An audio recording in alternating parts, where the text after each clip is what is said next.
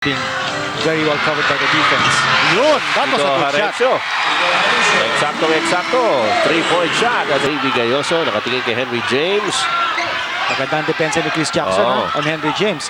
Forcing him to miss. Oy! Ang pasa naman! Yun ang magic! Andy De Guzman, top of the key. Wala! Chris Jackson, napunta sa kanya yung bola. Sa naman natitikaw. Hoy! 3-point shot. That's a triple D for Chris Jackson. Ano ko yan? Ang Ginebra po nasa opensa. Hoy, nandito si Pidong. Great pick and a pass by Marlo Aquino. Ang Ginebra San Miguel in this quarter. Ito na naman si James. Nabigyan ng pagkakataon. Hindi ka agad nalapitan ni Chris Jackson. Hindi nakikita itong si Jonathan Cardel. Whoa! You were just talking about the 3-point shot. Pangatlo na yan.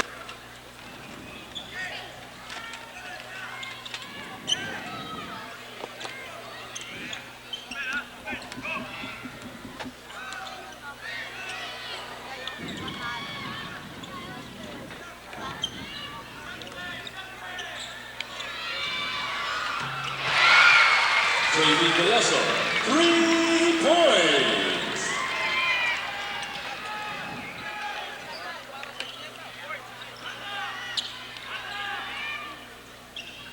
Okay, inumpisahan po ang third quarter with a 3-point shot by J.B. Gayoso. Bigla po napunta sa lamang ang Ginebra San Miguel. Agawan naman po ni Pino Jarecio at Dennis Espino. Tatawagan po ng jump ball dito po sa harapan ng court ng Santa Lucia Realty. Well, we have a change here in the opening unit of Coach Robert Jaworski in the second half. This is basically the same starting unit except Noli Locsin coming in for Marlo Aquino. Yes. Aquino really was having a hard time against the defense of Eldridge Hudson. Kaya siguro naisip ni Sonny Jaworski to use somebody else in the meantime. Oy! Mantala si Noli Locsin, medyo inaalat dito sa larong ito. Wala pang nai-score ito. Well, Locsin of course has been in a slump and continuing his slump. But as you mentioned, hindi pa nga naka-score sa larong ito. Samantala, nakuha muli ng Santa Lucia ang bola. This time naman, si Jerry Esplana, tinapik yung kanyang bola, yung bola sa kanyang mga kamay. And it will stay with Santa Lucia Realty. Lamang ang Ginebra ng isa, 49-48. Jose Francisco is in the game for the first time for Santa Lucia Realty. This is Dennis Espino now. Espino pumihit labang kay J.B. Gayoso at Noli Locsin. Foul ay si Noli Locsin. Pangatlo na yan ni Noli.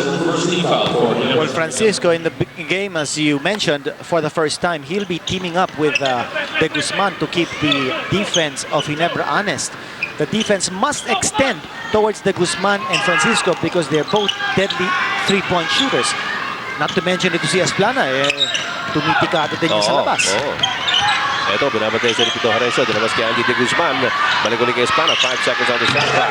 Tumikada nga, pero hindi pumasok. Uy, nakuha na naman ng Santa Lucia ang loose ball at si E.J. File. Pinalpal yung tira ni Dennis Espino. Goes out of bounds in favor of Santa Lucia Realty. Well, nakikita natin ito Santa Lucia seems to want to win the game much more than Ginebra San Miguel because they're hustling more. Sa puntong ito, ganun nga nangyayari. They're taking more chances. Hindi na sila nakabalik dito sa side ng Ginebra. Dito na lang tayo parati. Although, of course, sumasakit na leg. although ito Ginebra San Miguel, of course, is still ahead by 1. Oo. Oy, illegal defense na tawagin. Labang kay Henry James. Medyo nagreklamo sa Henry James. May tinuturo siya. Nagkakaroon ng konting diskusyon dito. Seeking clarification. Pero inamin naman ni Henry James. Forgiving Christian daw siya. Sabi niya, he's a very religious person. He's a pero devout bang Baptist. Unforgiving Christian? Mali yata yun. Contradiction in terms. Ano? Well, we'd like to think that all Christians are forgiving. However, yun ang dapat. Religyoso pala itong si Henry James. Very much so. At meron tayong prepare a big profile on Henry James because hindi kasi iba na talaga. Nakikiusap yan sa sa press and we have a profile on him coming out in the Philippine Star. Watch for it. What a free lunch can do. Why? Hindi, ako kasi nag-imbita pero Ayun, pero inaagaw ko yung bill. Pero nung nakita ko, mas maraming kinain niya kaysa sa akin. Salad lang kinain mo, ha? Oo, Ano kaya kinaya? sabi ko, Crispy pata. Marami siyang kinain. Kare-kare. Hindi ko na sasabihin, pero inaagaw ko yung ano. Pero sabi niya, no, hindi na ako nag-argue. Hindi naman yata talaga masigasig yung pag-agaw. Oo sabi ko, salad lang kinain ko eh. Lugi ka naman. Lugi na ako. Okay. Pero sa swelduhan, halos patas mo kayo. Ay, nako! Sana! Kung nakikinig ng ating mga bosses. Okay. EJ Pal, nakatanggap na pa. Apa. EJ Maria. Yan ang hindi ko maintindihan. Why the big man has to put the ball on the floor. Aba, nag-acrobatic ito si Eldridge Hudson. At medyo nanggigil po doon sa rebound play. At tinawagan ng foul si El Hudson. Pangalawang personal foul. Actually, in his prime, Eldridge Hudson was known for a lot of his acrobatics. And he played for the University of Nevada at Las Vegas, UNLV, with the Running Rebels under Jerry Tarkanian. But that was many years ago. He was plucked out of retirement to play here. Ito naman si Henry James. Tubigada naman. Galing sa labas. Tatlong beses na naman titira ito. Galing sa free throw line. Well, ika nga, no, he's making a living from that stripe. And why not? Matindi nga ang kanyang stats dyan sa free throw line. Dito 85.3%. Pero sabi mo nga, dun sa Amerika, ang naging percentage ito 91%. As you look at June Limpot, meron pa rin pong iniinda sa kanyang kaliwang kamay. Kaya hindi po makakatulong ngayon sa kampanya ng Santa Lucia Realty. Medyo matatagalan pa raw yata yung kinito. Mukha nga, it doesn't look like he'll be able to play unless, in this conference, unless Santa Lucia enters the finals. Ito naman po si Henry James. Nagkaroon ng palita many weeks back that he has been offered a contract to play in Japan worth $180,000. Kinonfirm niya yon. Pero sabi niya, he gave his word to Ginebra that he will stay here for as long as Ginebra wants him to. $180,000? Yes, so he Ilan taon turned it down. Hindi naman siguro taon. 1 year lang eh. Kanya, napakagandang offer yun. Nakita kasi siya ng mga taga-Japan that played in the latest ABC tournament na ginawa dito, yung Champions Cup. Chris Jackson galing sa labas. Wala. JV Gayoso para sa rebound. Forward to Pino Harencio. Cross-court pass to Henry James. Titikada ng 3. Wala. At galing sa labas si EJ Pal contesting the rebound. Hoy! Wilmer Ong, mga kaibigan. Hindi ko napansin. Nasa loob na pala ito si Wilmer. Ayun, napansin tuloy. Kanya tuloy hindi pumunta sa kanya yung depensa ni Santa Lucia. Hindi siya napansin eh. Nandito ka pala. Sabi ng Santa Lucia, hindi ka But lang that was a hard shot that he made because that basket was not in his sights nung tinapon niya yung bola. Paulit mo sa kanya, baka hindi niya magawa. Pasalamat siya, pumasok yung bola. Jerry Esplana trying to beat the buzzer. EJ foul with the rebound. Ito, takbuhan. Gayoso versus Espino. Foul. Now, this is the kind of tempo that Ginebra likes, yung takbuhan. Well, sa kasalukuyan, lamang po ng 4 ng Ginebra San Miguel at 54-50. Ito, yung foul na ibinigay po ni Dennis Espino. Kung niyo pong napapansin, merong benda itong kanang siko ni Dennis Espino. Nabanggit po natin yan sa umpisa ng laro. Ay na-injure po yan sa practice at medyo masakit daw po yan eh. Totoo yan. In fact, that is the reason kung bakit hindi nakalaro si Dennis Espino sa All-Star game natin. Because of that hurt elbow. Samantala, with 7:57 to go in the third quarter, an early timeout by Coach Adonis Tierra.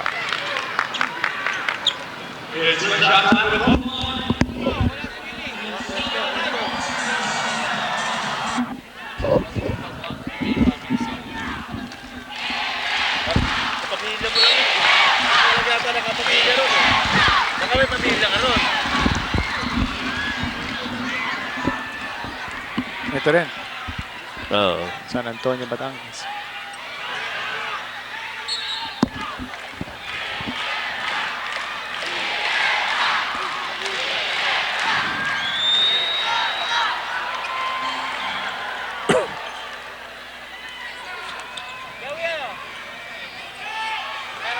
Magang tayo magtatraw ni Coach Adonis Tierra.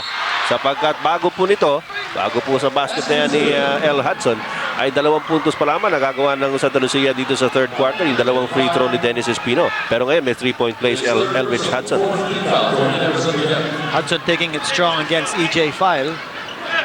Medyo mahina yung depensa ni EJ File that time. Pero kanina na-blanca ito si Hudson ni EJ File. Hudson learned from that lesson. You notice he shielded the ball with his body and he didn't go straight up for a jump shot. Samantala si Dennis Espino nakakuha ng offensive rebound. Hudson binalik kay Espino, natapik ni EJ File. Dennis Espino hindi makasaksak sa loob. Dinodoble. Naghahanap ng ayun, nakita rin. Elridge Hudson cuts the lead down further to only 2 points at 56-54 for Ginebra San Miguel. Pero nasa kanilang bola. Arencio, binigay kay EJ File. Gustong bumawi yata nito ni EJ File on Elridge Hudson. Samantala tatawagan mo ng foul ni referee Benji Chua. Itong si personal on Elridge Hudson. Well, si Elridge Hudson back in 1983 suffered a career-threatening knee injury. He had to sit out 1 year of his collegiate eligibility because of that injury. But now he's back in action. And here's a fast break, 2 points. Yes, Boyet Francisco on the scoring end of the steal initiated by Elridge Hudson. 6 straight points here by Santa Lucia. Kaya top na naman tayo. 56 a todos. Ito si James. Motik na maagawan. Ayun, pinersa na ni Henry James yan. That was not a good shot by Henry James. He's being very well covered by the defense. Yun, that was a good shot. Eksakto. 3-point shot as a triple D by Pido Harencio to move Ginebra up again by 3 at 59-56. Francisco naman kay Gayoso. Hudson double team. Boyet Fernandez, they go to the open man. Francisco misses the shot, however. Chris Jackson, medyo napakilaman yung bola doon sa rebound ni EJ File. At lumabas mo in favor of Ginebra San Miguel. Wilmer Ong, binigay kay Henry James against Chris Jackson. Inagaw ng harap-harapan ni Jackson with the help of Jose Francisco. Ito ngayon si Jackson. Inabot kay Dennis Espino. Espino trying to get closer. Jumper by Espino, wala. Ano yun, parang may pumito. Play was halted momentarily. Here's Wilmer Ong. Tinapon na lang yung bola but he'll go to the stripe. He slide si Wilmer Ong. Pero alam niya may sumabit kaya malakas din ang loob niya. Yes, but good intention by Wilmer Ong. Kailangan ng Ginebra bilisan ang laro because ito si Elridge Hudson hindi na masyado nakakababa. He is panting and gasping for breath. Ito si Elridge Hudson kabag-anak yan ni Rock Hudson. Oh, ganun ba? Akala ko nung Kamuha, hindi mo man napansin. Hudson River. Doon siya lumalangoy. Ayan po si Jerry Esplana. Hoy, kumusta nga pala sa mga nakikinig at nanonood sa probinsya? Mga kaibigan natin sa Davao, sa Matina. Ngayong gabi kaninyo din sa Davao o sa Kabindanawan o sa Kabisayan. At saka yung mga kaibigan natin sa San Antonio, Batangas. Aba! Mga taga-Paliwag, Bulacan. Hey, dadali. Paliwag. Gusto mo mga pandesal dyan? Masarap yung pandesal dyan. Pati yung ating kaibigan na si Julie Basa ng Sports Flash. Happy birthday! Ganun. Happy pa lang nakasubaybay nga. Ito ngayon. Pido Harencio binigay kay Henry James. 3-point shot! Wala. Boyet Fernandez. Sinalo yung dumarating na bola. Ayun. Boyet Fernandez. Nag-iisa po dun sa fast break play na yun. Ito, 3-for all. Boyet Fernandez, biglang dinunggol ito sa Pido Harencio. Well, partner, itong combination ni Coach Robert Jaworski is not a quick combination. He's relying on Pido Harencio and JB Gayoso to kick up the pace, but these two may not be the kind of players he will want on the floor to set the pace. Kailangan niya siguro si Hison at saka si Val David, no, if he wants to speed up the game. He realizes also that File, Ong at saka si Henry James are not the type who can sprint back and forth, no? Pag nakita natin, naka-score ng fast break layup si Boyet Fernandez kanina. Walang bumaba sa depensa. Yes, si Nat Canson. Canson, former coach ng Santa Lucia Realty. At talagang yung dugo niya na nasa basketball. Pido Harencio. Put Ginebra on top by 4 at 62-58. Meron pa po tayong 5 minuto na lalabi dito sa ating third quarter. Nalaban ng ito ng Ginebra, San Miguel at Santa Lucia Realty sa pag-uumpisa ng ating semi-final round dito sa second conference for 1996. Noynoy Falcasanto start down for Santa Lucia this evening. Andy De Guzman. Wala. Whoop. JV Gayoso saved it but gave it to the wrong man. Boyet Fernandez coming in is Falcasantos. Hudson against Pyle. Oy. Lumabas po yung fast break pitch ni PJ Fan. Medyo walang pupuntahan yun dahil nakababa na yung Santa Lucia sa depensa. Tatlo pa nga nakababa ng Santa Lucia. So that was a very ill-advised pitch coming from EJ File at tumindig na po ito si Marlo Aquino from the bench. He is about to check in. Sa susunod na dead The next situation. Andy De Guzman. He was hammered down on the floor. He picks himself up. Well, actually, he was picked up by Hudson. Talagang pinulot siya, literally. Panoorin po natin muli. Coming from a pick set by Hudson. Now, nakita natin in that situation, you can see that Santa Lucia working to free the shooters. Andy De Guzman getting a clear look at the basket on that one. On the other hand, yung Ginebra naman, hindi masyado nilang binibigyan ng suporta ito si Henry James in terms of screens. They expect Henry James to create his own shots. Yun ang hirap dyan. Samantala, lumalapit na ang Santa Lucia Realty, 62-61. Ito na si Henry James. Marlo Aquino sa ilalim. Uy, maganda yung ginawa ni Chris Jackson. Bagamat bumagsak siya, nakuha nila yung bola. Again, yung depensa ng Santa Lucia making that play possible. Ito na si Hudson. Double team na si Hudson, ha? Si Jackson naman. Wilber Ong, yung paso niya, nakuha ni JV Gayoso. Nice recovery, pero bumangga po siya doon sa double team ni Chris Jackson at ni Andy De Guzman. Ang tatawagan ng foul ay si Andy De Guzman. Determination of JV Gayoso. You saw that behind the back dribble. And the foul. Kaya nga pala, baka nagtataka kayo, bakit si Dennis Espino nakaupo na ngayon? 4 na ang personal foul niyan. Kaya medyo nire-reserve yan ni Coach Adonis Piera. Pero hindi makalamang ng malaki itong Ginebra San Miguel despite the fact that handicap itong Santa Lucia. Lamang ng Ginebra ay isa lang. 62-61. Yan po ang ating score. At si referee Bartolome may nakitang basang bahagi yata. Wala, okay na. Gayoso second shot is in. 2-point lead for Ginebra San Miguel. Meron pa po tayong 3 minutes and 52 seconds to go in the third period. Well, with that much time left that you mentioned, Ed, itong Henry James has not scored a single field goal in this quarter so far. He has missed 3. Okay, samantala, ito na naman ang offensive thrust ng Ginebra San Miguel. JV Gayoso nakatingin kay Henry James. Magandang depensa ni Chris Jackson on Henry James. Forcing him to miss. Oy! Ang pasa naman! Yun ang magic! Yun ang blind pass.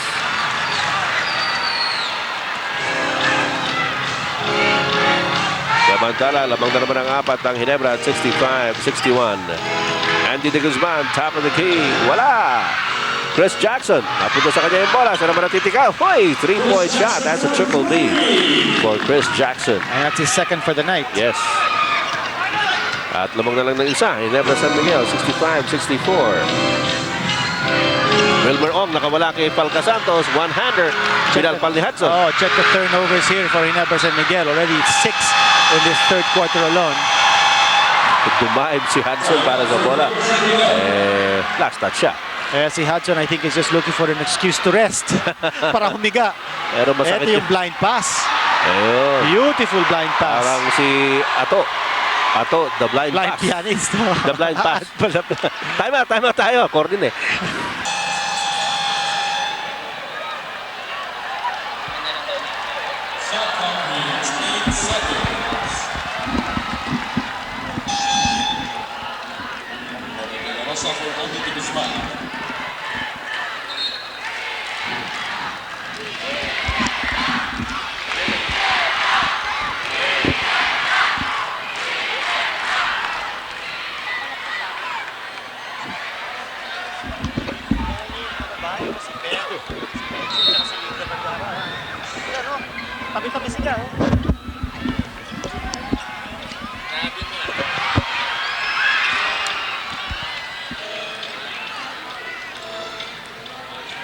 Okay, nagbitis po si James galing sa labas. Ay isa na lang ang lamang ng Ginebra San Miguel at 65-64, 2.5 minutes remaining. Dito po sa third quarter ng lamang ito ng Ginebra at Santa Lucia Realty. L. Hudson, laban kay Marlo Aquino. Bumihit si Hudson, covered by Marlo Aquino. Dalabas kay Noel Palcasatos. Palcasatos against Wilmer Ong. Robbie De La Rosa is open. Kapapasok lang ni Robbie De La Rosa mula kanina ng first half. At sa rebound na yun ni Henry James, Boyet Fernandez, pang-apat na rin yan. Pareho na sila ni Dennis Espino, tiga-apat. At dahil po nasa penalty, itong Santa Lucia Realty ay pupunta na naman itong si Henry James sa free throw line. Dito po siya, naghahanap buhay dito sa third quarter. Puro po sa free throw line ang tikada nitong si Henry James. Oh, tama yon because he's been blanked from the field goal. Oh, kilala ko ito. Si Beth Celis, si Matthew Henson at saka si Linda Vergara. Ng PBA. Oo. Three ladies in a row. Yun. Tita Maggie. Yan po bumubuhay kay Kinito Henson. Bumubuhay sa dugo ni Kinito Henson. Anong sino yun? Three in a row? Sino yung 1960s yata? Pretty 1970s? maids in a row. Yun. Rock Pretty Hudson. maids in a row. Yun. Yun. Yun ang gusto ko sabihin. Three pretty maids in a row, ha? Maid mo ba? Hindi mo maid yan. Si Tita Mencho, si Tita Maggie. Made in the Philippines. 66-64, Ginebra by 2. And a nice hustle play here by Boyet Fernandez. The ball will stay with Ginebra San Miguel, but he broke up the play. The small man breaking up the play intended for the big man. Ayan ang hustle ng Santa Lucia. Yan ang parang kulang sa Ginebra dito, no? Sa kasalukuyan ng Ginebra po nasa opensa. Uy, nandito si Pidong. Great pick and a pass by Marlo Aquino. To put Ginebra on top again by 4, 68-64. Ito si Pido Harencio, meron ng 12 puntos. Kanya at kanina pang nasa bench si Val David. Tsaka din si Bean Season. Oh. JV Gayoso being used extensively here by Coach Robert Jaworski. Bueno, Palca Santos misses the shot. Wilmer Ong binigay kay JV Gayoso. Well, gumaganda yata ang rebounding performance ng Ginebra San Miguel in this quarter. Ito na naman si James. Nabigyan ng pagkakataon. Hindi kaagad nalapitan ni Chris Jackson. Sabi ni Henry James, ay mali kayo. Mali kayo doon. Well, Henry James needed that to boost his confidence and also to get the attention back of Chris Jackson. Oo. Sabi niya, masyado ka na. Iniiwan-iwanan mo na lang ako ngayon, ha? Well, this is the biggest lead in the game. A 7-pointer by Ginebra San Miguel. Uy, double dribble. Frustrated move there on the part of Chris Jackson, or rather Jerry Esplana. Oh. Alam mo, malaking moral booster kasi yung 3-point shot eh. That's for your team. Yun. And it's also a big moral dampener kung kalabang ka. Samantala, medyo pumasok na ngayon si John Cardel. Matagal-tagal ko hindi nakikita itong si John Del Cardel. Whoa! You're just talking about the 3-point shot. Pangatlo na yan. Swak na swak. Yes, swak na swak yung tira ni Pido Harencio. And we have it on good information from Willie Marshall that Harencio is leading the league in 3-point percentage dito po sa second conference. Yun, contradiction in terms ninyo. Oh. Good information, Willie Marshall. Oh. Oh, ano, ha? Sige na nga, maniwala na lang tayo. Wala Good tayo. information from a bad source, gusto ko sabihin. Pero Okay, 28 seconds na po. 28 seconds ang nalalabit sa third quarter. Bigla pong bumulusok ang Ginebra San Miguel. Nagkintis po sa Chris Jackson sa kanyang free throw. 10 pa rin ang abante ng mga bata ni Coach Robert Jaworski Sr. Yan ang man of the hour ng Ginebra San Miguel. He had 22 points in the first half. Yan po si Henry James. Split charities by Chris Jackson. Pido Harencio. Wilmer Ong. Kanina nakita natin itong Santa Lucia tried to trap the ball carrier. But so far it hasn't worked. And Henry James Wala. Ano pa gagawin ko? Sabi ni Chris Jackson, dinikitan ko na nung gusto mo. Kulang na lang, halikan ko siya, pero wala pa rin. Ngayon. At Sa pagtatapos po ng third quarter, biglang rumimate o rumansyada itong Ginebra San Miguel. 11-point lead by Ginebra.